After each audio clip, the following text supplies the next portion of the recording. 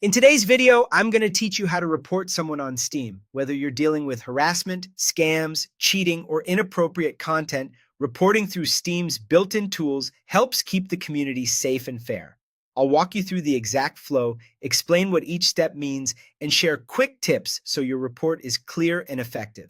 First, head to the person's profile. The easiest way is to click their name wherever you recently interacted with them, like in chat, your friends list, or your recent players list after a game. That will take you to their Steam community profile.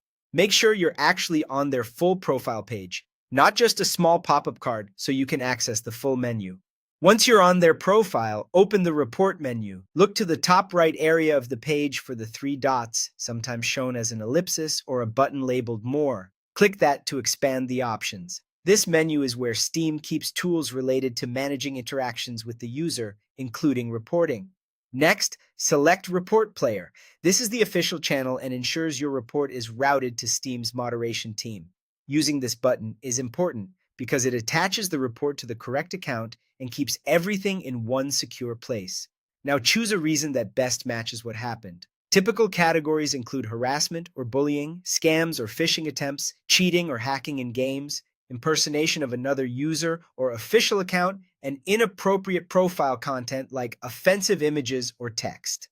Pick the most accurate option. If more than one applies, select the primary issue. Keeping it precise helps moderators review it faster. After choosing a reason, add details. This part matters a lot. Briefly explain what happened in your own words, sticking to clear facts. If you have evidence, reference it. Things like relevant chat messages or a recent trade. You can mention dates, times, and the game involved if that helps. Keep your description respectful and avoid sharing any private or sensitive personal information. The goal is to make it easy for Steam to verify what you're reporting. Finally, submit the report. Once you send it, Steam will review the information on their end. You don't need to do anything else. You might not receive a detailed follow-up, but that doesn't mean nothing happened.